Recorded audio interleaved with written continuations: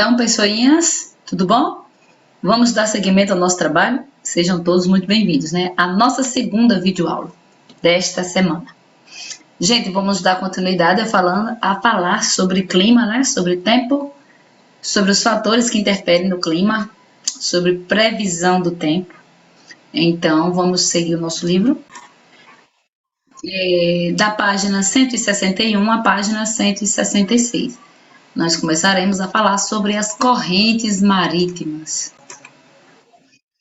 Pessoal, as correntes marítimas. Os oceanos também participam das trocas de calor e do clima por meio das correntes marítimas ou oceânicas.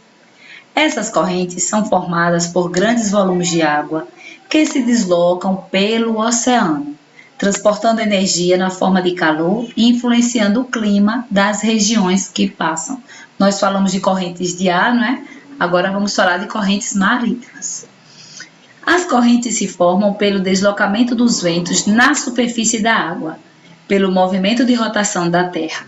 Sofrem um desvio para a direita, no hemisfério norte, e para a esquerda, no hemisfério sul, e pelas diferenças de densidade entre regiões com diferentes temperaturas ou quantidade de sal dissolvido na água, que é a salinidade.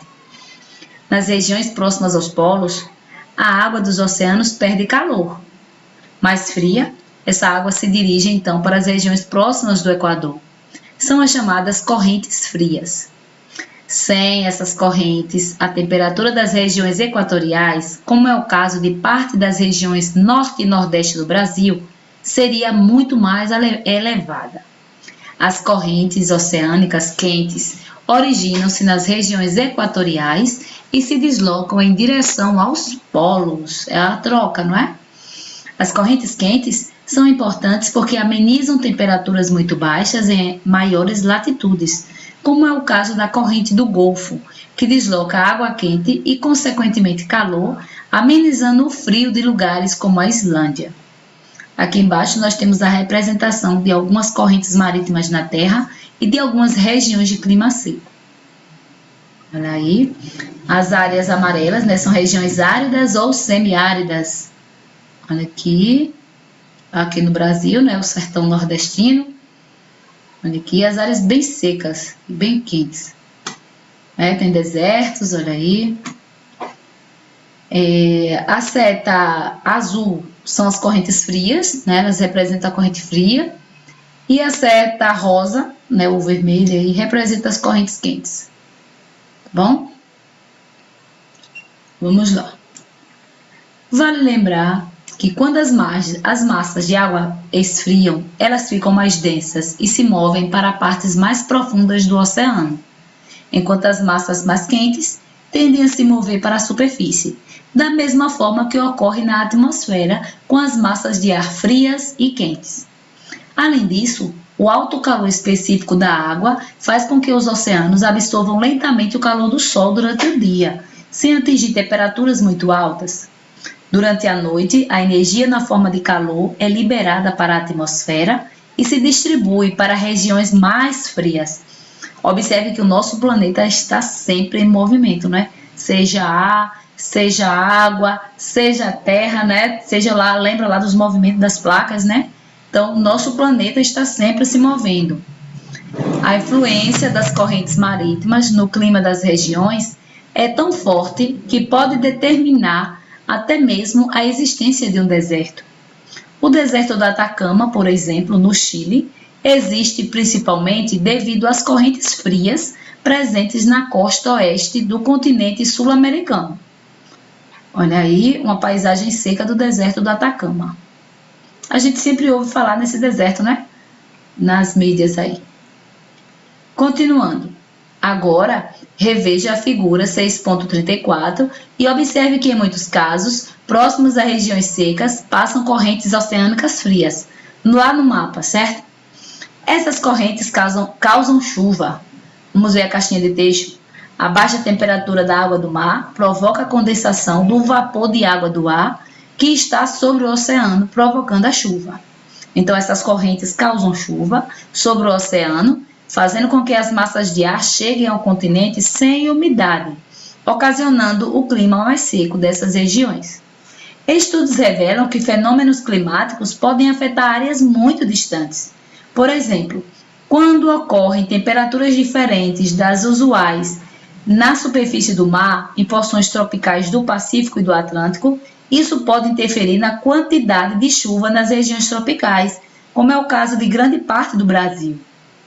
Pesquisas recentes têm indicado também que ações humanas, como a emissão de gás carbônico, podem resultar na diminuição do número e na duração dos períodos em que oceanos tropicais influenciarão coletivamente as chuvas sobre o sudeste da América do Sul.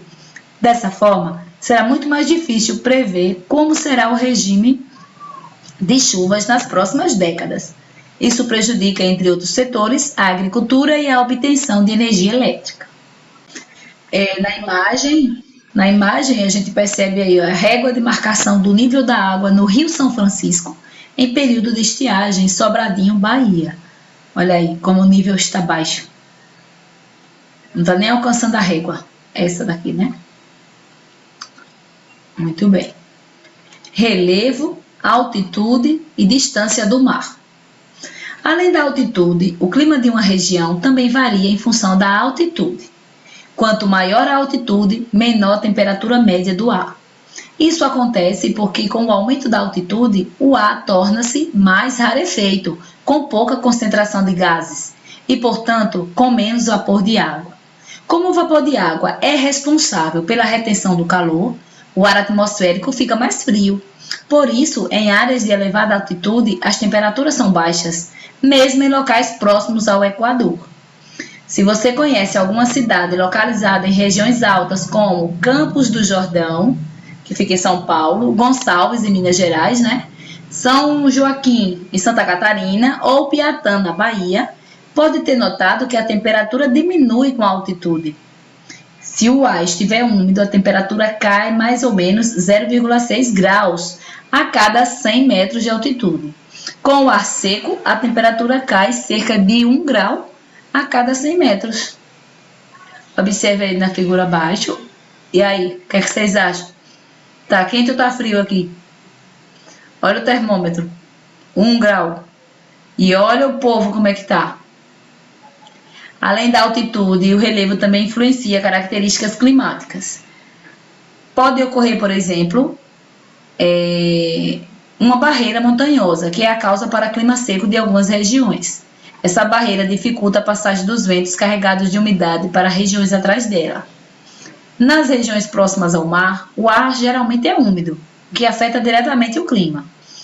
No 7º ano, você viu que o calor específico é uma grandeza usada para caracterizar a diferença entre as substâncias para ganhar ou perder energia, na forma de calor. Por exemplo, a quantidade de energia necessária para elevar 1 grau a massa de 1 grama de água, né, no estado líquido é de 1 caloria. Então, o calor específico da água é de 1 caloria por grau, né? Por grama, aliás, quilo não. Devido ao alto calor específico da água, a grande massa de ar retém o calor irradiado do Sol por mais tempo e esfria mais lentamente que o solo. Por isso, nessas regiões a temperatura varia menos do que nas regiões de clima seco, geralmente mais distantes do litoral. Portanto, a proximidade com o mar é mais um fator que influencia o clima de uma região. Pronto, gente. Agora, deixa eu ver se eu... Ou não, pronto não. Vai até 166, né? Vamos lá, vegetação. Para mim que era 164. O clima influencia a vegetação e, consequentemente, a agricultura. Vocês sabem que, a depender da região do país, né? Tem produtos, tem cultura que dá certo e tem culturas que não dá. Então, depende muito do clima, do solo. Então, vamos lá. O cultivo de cacau, por exemplo, precisa de temperaturas altas o ano inteiro. Então, ele pode ser cultivado no lugar onde a temperatura é baixa? Não vai dar certo, né? Então, veja a figura aí abaixo, né, dos frutos do cacau. E culturas como a banana e a cana-de-açúcar são bastante sensíveis às geadas. Então, já sabe, se plantar na geada, não vai dar certo, né? Que eles vão morrer. Mas a vegetação também pode interferir no clima. Então, as árvores absorvem grandes volumes de água do solo e transpiram, lançando água para a atmosfera. Esse fenômeno faz com que ambientes com vegetação densa tenham a umidade do ar mais alta. As plantas também absorvem calor do ambiente. Em regiões de floresta, a radiação solar não incide diretamente sobre o solo e parte dela é refletida pelas folhas, de forma que a temperatura não aumenta tanto. O relatório O Futuro Climático da Amazônia, no Instituto Nacional de Pesquisas Espaciais, que é o INPE, ele demonstra como a umidade do ar da floresta amazônica é levada por meio de rios aéreos de vapor. Lembram lá dos rios voadores? Então, eles são levados, para regiões distantes no Brasil e até para a Bolívia, Paraguai e Argentina, ajudando a formar chuvas nessas regiões. Em grandes áreas desmatadas, os raios solares atingem diretamente o solo. A temperatura tende a ser maior e a umidade menor. Fica evidente nesse caso que, além dos efeitos sobre o solo, o desmatamento pode mudar a temperatura média e o regime de chuvas, alterando o clima local. Reconhecendo a importância da atmosfera para o equilíbrio térmico da Terra, entre outros fenômenos, é possível prever que a modificação de sua composição pode levar a um desequilíbrio na manutenção da vida, como veremos no capítulo 9. Pronto, gente. Agora nós vamos para a atividade, não é? Atividade, página...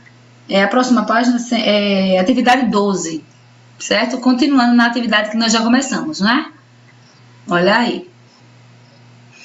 A latitude é uma medida em graus de um ponto da superfície terrestre em relação à linha do Equador. Ela varia de 0, né, no Equador, a 90 para o norte e para o sul.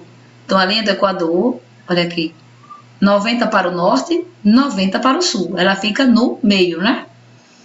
Aí vem os dados de duas cidades, olha, latitude, altitude e temperatura média anual. Cidade 1, 12 graus, né, de latitude, 250 metros de altitude. A temperatura 23. A outra cidade, a mesma latitude, 12 graus. Já a altitude, é bem maior, 3.000 metros. E a temperatura média, então, caiu, né, 11 graus. Em função dos dados acima, que fator pode explicar a diferença da temperatura média anual entre as duas cidades? Então, o que é que pode mudar aí, gente? Aí vocês reflitam e respondam, certo? Em caso de dúvida, procure o professor. Eu sei que vocês já entenderam, né? Que tá bem facinho aí, bem específico. Então, vocês tenham uma excelente semana, certo? Não deixe de fazer a atividade. Procure o professor, né? Não deixe de enviar a atividade para ele. E tudo de bom, tá bom? Tchau!